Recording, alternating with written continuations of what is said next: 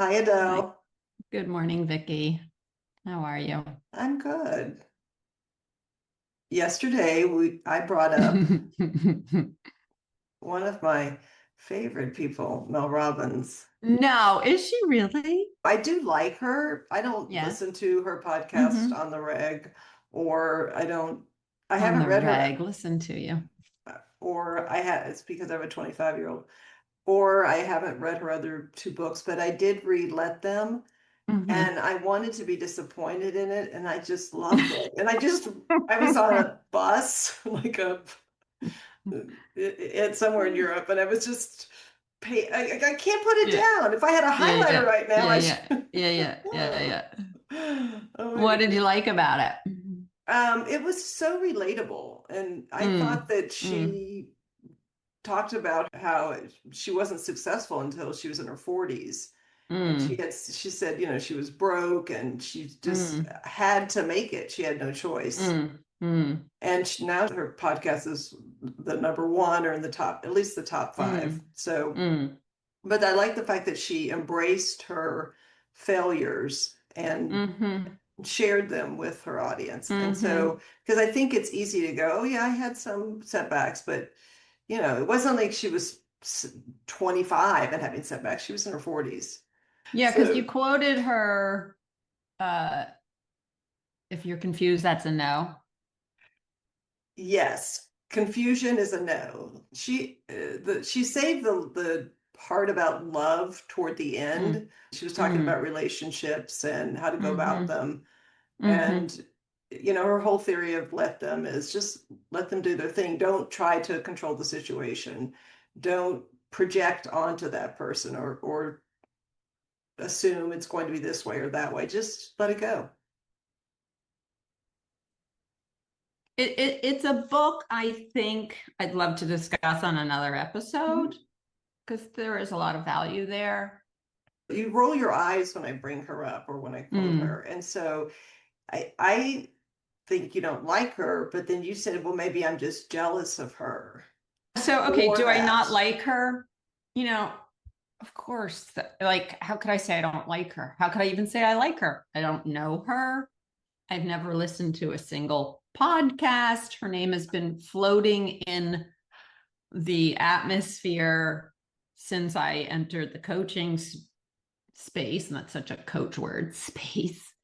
10 years ago or so. And I remember just thinking it was Tony Robbins people were referring to, and that I just wasn't getting the name right. So I just kept having this image of a man with these incredibly large audiences and his high energy just infecting the place. And at what point did I realize Mel Robbins is a woman?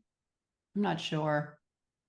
But then the Let Them book came out, and did I hear her interviewed or I read a review? I think I read a review about it in the New York Times. So then I was like, oh, okay, that's who Mel Robbins is. And yeah, I almost, I don't have a blonde wig and big black glasses, but if I did, I would have come to the call on that today. Um, she has a good look. um, okay, yeah. So she talks about this in her book, which is what kills me, which is why I have a eye roll around her name. Is I'm jealous. I'm jealous of Mel Robbins, and I'm jealous because I have a lot of wisdom to impart, like that like you talked about the book being common sense, relatable, um, things we know, but she very succinctly articulated in a chit chat kind of way with, like you're sitting down with your girlfriend and like, Mhm. oh, yeah, right. Yeah. Okay. Yeah. And I kind of feel like I'm like that, but I haven't done anything to share that in a big way. And I have a yearning to share my wisdom in a big way. And I like to just be the girlfriend in people's lives. And then it just really got me because it's like the things she was saying, I say to people, like you and I have even written about jealousy as an indicator, right? Like, yes. I long ago, see, and I feel like even there, I'm like competitive with her because I want to be like long ago, like before you ever had that thought, Mel. Yeah. I saw within myself when I was feeling jealous, if it was like real jealous, like, you know, that true feeling, it was typically because it's something I wanted for myself. Okay. That's honest. Jealousy is a petty feeling, right? Hence why you say, oh, you don't like Mel Robbins, because it's kind of in the negative vein, and I have no reason to feel negative towards her. So that's the petty part.